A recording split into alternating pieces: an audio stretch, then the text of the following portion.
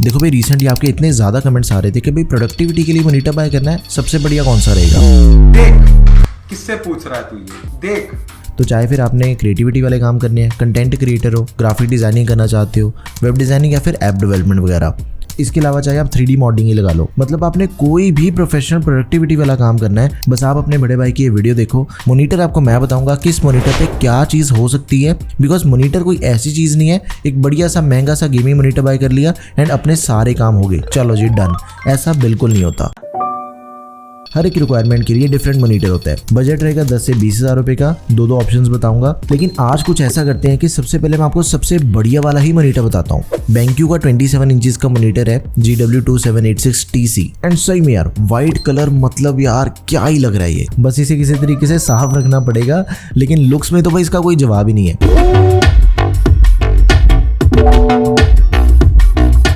Office, घर, studio, YouTube setup, आप कहीं पे भी इसे यूज कर सकते हो। लुक्स एकदम ही यूनिक है, अट्रैक्टिव सा लगता है, सारा ध्यान इसी पे जाएगा। बेस सारा मेटल का ही है, इसका आउटर लेयर पॉलीकार्बोनेट है बट अंदर का मामला मेटल का ही है।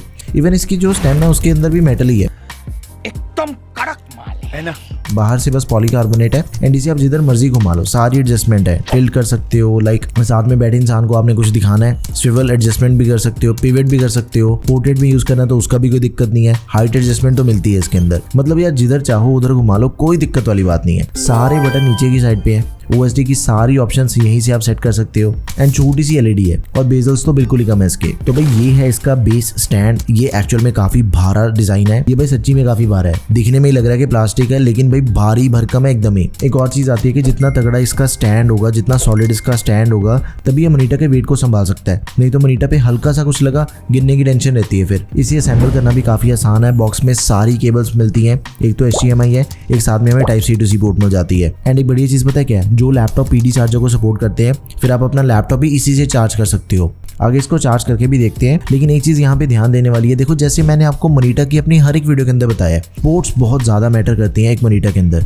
तो इसमें भर भर के पोर्ट्स मिल जाती हैं। सबसे पहले हेडफोन जैक आ गया, देन USB 3.2 पोर्ट मिल जाती है, Type-A वाली 2 पोर्ट्स हैं, देन उसके बाद HDMI 1.4 वाली पोर्ट दे रखी है, DP पोर्ट है, देन Type-C पोर्ट मिल जाती है जो कि 65 वॉट तक की पावर डिलीवरी भी सपोर्ट करती है। अगर आपका लैपटॉप PD चार्जर को सपोर्ट करता है, बस मॉनिटर की Type-C से कनेक्ट करो, उसी से डिस्प्ले आएगी एंड उसी से अपना लैपटॉप भी चार्ज होगा। सिंगल वायर में डबल मजे। फिर DP आउटपुट भी है इसके अंदर। देखो डेस्कटॉप के साथ DP पोर्ट से आपने मॉनिटर कनेक्ट कर लिया, देन इसकी जो DP आउट वाली पोर्ट है उसके साथ आप दूसरा मॉनिटर भी कनेक्ट कर सकते हो उसकी DP इन वाली पोर्ट में। सीधा अपने डेस्कटॉप के साथ 2 मॉनिटर कनेक्ट हो गए विद सिंगल कनेक्शन। भाई अब चेक करते हैं इसकी सबसे जरूरी चीज, that is the display. 27 inches इसका डिस्प्ले साइज है। एंटी डिस्प्ले IPS डिस्प्ले मिल जाती है, मतलब लाइट्स वगैरह में काम करते कोई रिफ्लेक्शन नहीं आएगी। 16:9 इसकी आस्पेक्ट रेशियो है। 5 मिलीसेकंड का रिस्पॉन्स टाइम मिल जाता है इसके अंदर हमें। ऑब्वियसली गेमिंग मॉनिटर तो है नहीं है, तो इतना रिस्पॉन्स टाइम ही मिलेगा हमें इसके अंदर। एंड वैसे भी प्रोडक्टिविटी वाले मॉनिटर के अंदर हमें रिस्पॉन्स टाइम कम चाहिए क्यों? 100 हर्ट्ज का रिफ्रेश रेट दिया गया मॉनिटर के अंदर, सही है बिल्कुल, ऐसा कोई दिक्कत नहीं है।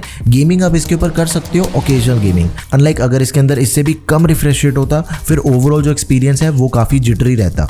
And literally this is more than good for occasional gaming. 99% sRGB है। वीडियो एडिटिंग करना चाहते हो, ग्राफिक डिजाइनिंग करना चाहते हो, कोडिंग करना चाहते हो, आपने घंटों तक बैठ के कोड्स कंपाइल करने हैं, कोई दिक्कत वाली बात नहीं है।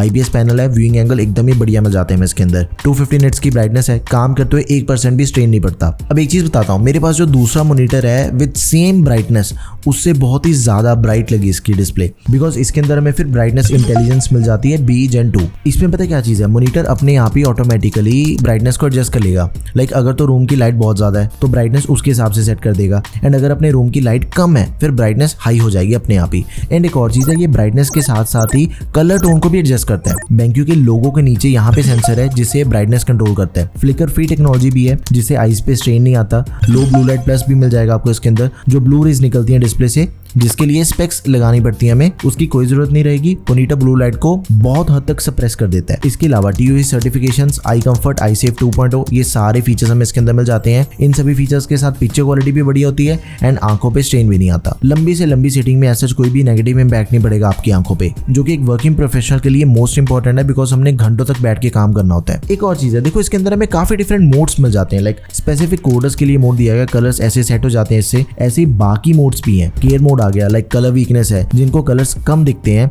उनके लिए थोड़ा कंट्रास्ट बढ़ जाता है। फिर रीडिंग के लिए ई पेपर मोड यूज कर सकते हो। गेमिंग मोड भी आपको अलग से मिलेगा। देन मूवीज का भी मोड दिया गया है। अब इसके जो सारे मोड्स हैं वो कंट्रोल कहाँ से होंगे, OSD में जाके देखो सब कुछ कंट्रोल हो जाता है।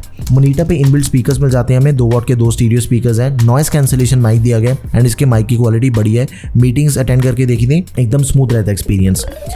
देखो इस पर्टिकुलर मोनीटर को मैं यही कहूँगा जिस प्राइस पॉइंट पे हमें मिल रहा है, विच इज़ 18,000 रुपीज़। एकदम ही पावर पैक मोनीटर है। आपने कुछ भी करना है, हर तरह का काम इसके ऊपर कर सकते हो एंड वारंटी आपको मिल जाती है 3 साल की। आपको ये मोनीटर कैसा लगा, do let me know in the comment section. लेकिन इसी सेम बजट के अंदर डेल का ये मोनीटर आता है, डेल P2725H। डिज़ाइन काफ़ी बढ़िया, मेटेलिक ग्रे सा कलर है इसका, लेकिन भाई मैं इसे रिकमेंड नहीं करूँगा बिकॉज देखो BenQ और डेल में जो मेजर डिफरेंस है, एक तो डेल के अंदर आपको इनबिल्ट स्पीकर्स नहीं मिलते, ना ही माइक मिलता है। 20,000 रुपए के अंदर अगर हम प्रोडक्टिविटी वाला कोई भी मोनीटर बाय कर रहे हैं तो भाई हर चीज का ऑप्शन हमें मिलना चाहिए। चाहे स्टूडेंट है, टीचर है, क्रिएटर है, ऑफिस में मोनीटर आपने यूज करना है, माइक की जरूरत होती है। लेकिन 20,000 रुपए इन्वेस्ट करने के बाद भी आपको माइक नहीं मिल रहा, तो ये चीज मुझे यहाँ पे मिसिंग लगी है। नहीं तो क्या चीज होती है, आप फोन से कनेक्ट करके मीटिंग ज्वाइन कर सकते हो। अगर हम डेल वाले को बाय करते हैं तो ये फीचर हमें मिसिंग मिलेगा।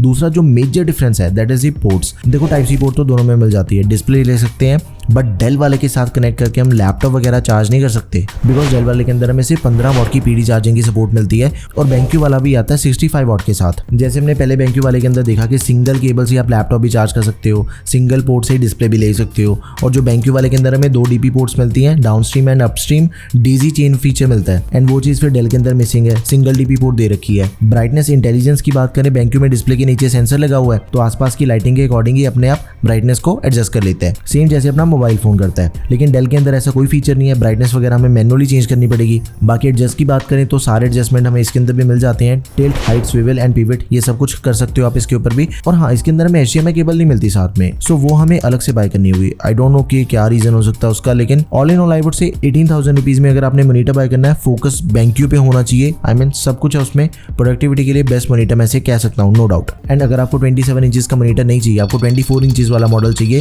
सेम मोनीटर आपको 24 इंचेस के अंदर भी मिल जाएगा। दोनों के लिंक मैं डिस्क्रिप्शन बॉक्स में ऐड कर दूंगा, टैग प्रोडक्ट में भी आपको मिल जाएंगे। अब देखो जिनको 10,000 रुपए के अंदर प्रोडक्टिविटी वाले काम करने हैं, 2 मोनीटर बताऊंगा, दोनों को मैं पर्सनली काफी लंबे टाइम से यूज कर रहा हूँ। तो सबसे पहला आ गया सैमसंग का 27 इंचेस का मोनीटर है, ये हमें अराउंड 10,000 रुपए के अंदर मिल जाता है। बेजललेस डिजाइन है, मिनिमल सा डिजाइन है, एक छोटी सी ब्रांडिंग मिल जाती है। 27 इंचेस का display size, full HD IPS display है, 99% sRGB, 100 हर्ट्ज के रिफ्रेश रेट वाली डिस्प्ले मिल जाती है इसके अंदर हमें, विच इज डिसेंट। सारे काम अपने जो प्रोडक्टिविटी वाले होते हैं वो सब कुछ इसके ऊपर हो जाएगा। 250 निट्स की ब्राइटनेस है, AMD FreeSync की सपोर्ट मिल जाती है, 4 मिलीसेकंड का रिस्पांस टाइम है। सर्टिफिकेशंस भी हैं, लाइक फ्लिकर फ्री सर्टिफिकेशन होगी, आई सेवर मोड आपको अलग से मिल जाएगा इसके अंदर, डेडिकेटेड गेमिंग मोड भी दिया गया है। बट देखो प्रोफेशनल गेमिंग के लिए it's not good, but 100 hertz refresh rate है, ओकेजनल गेमिंग तो भाई हो ही सकते हैं इसके ऊपर। एक DP पोर्ट है, HDMI, एक USB टाइप A पोर्ट मिल जाती है, HDMI केबल हमें बॉक्स के साथ ही मिलेगी। मोनीटर आपको 3 साल की वारंटी के साथ में मिलेगा। टिल्ट एडजस्टमेंट है। अब ये जो बजट है 10,000 रुपए का, इस बजट की जो मोनीटर्स हैं उसके अंदर हमें हाइट एडजस्टमेंट की सपोर्ट नहीं मिलती है। वॉल माउंटेबल है। एक चीज आपने मुझे कमेंट करके जरूर बतानी है, अगर आप में से कोई भी वॉल माउंट करके मोनीटर को यूज करता है। All in all I would say कि बढ़िया मोनीटर है, कुछ नेगेटिव पॉइंट्स भी उन्हें भी डिस्कस कर लेते हैं। इसकी जो 250 निट्स की ब्राइटनेस है वो मुझे एक्चुअल में 250 निट्स की नहीं लगी। दूसरा, इसके अंदर हमें स्पीकर्स नहीं मिलते। स्पीकर मोनीटर में एक्चुअल में बहुत यूजफुल रहते हैं, एडिटिंग करते हुए, डेस्कटॉप यूज कर रहे हो अगर आप। इनबिल्ट अगर स्पीकर्स मिल जाते हैं तो अलग से आपको हेडफोन नहीं लगाने पड़ेंगे, और किसी को ऑडियो सुनाने के लिए भी आपको हेडफोन नहीं निकालने पड़ेंगे। मतलब मूवी देखनी है फिर भी हेडफोन लगाओ, नहीं तो फिर एक्सटर्नल स्पीकर का हमें अलग से खर्चा बढ़ जाएगा अपना। तो अगर आपका बजट है भाई 10,000 रुपए का, नेक्स्ट वाला मोनीटर मेरे अकॉर्डिंग सबसे बढ़िया रहेगा, दैट इज BenQ का GW2790। सेम प्राइस है, अराउंड 10,000 रुपए के अंदर आपको मोनीटर मिल जाएगा।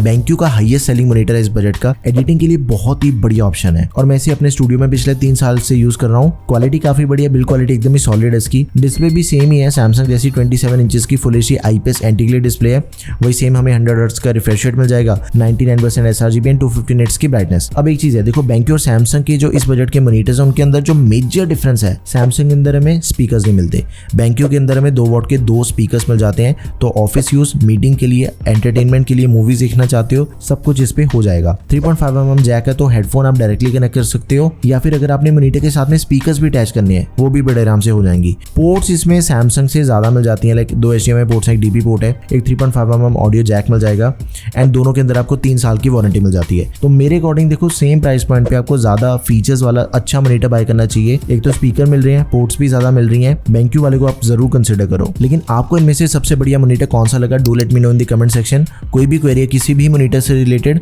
सब कुछ कमेंट कर दो, आपको आंसर मिल जाएगा। लिंक्स आपको सभी के product tab and description box दोनों जगह पे मिल जाएंगे। किसी दूसरे बजट के अंदर मॉनिटर बाय करना भाई, सारी वीडियोस आपको टेक में मिल जाएंगी। That's all for this video guys, thank you for watching the video, peace out.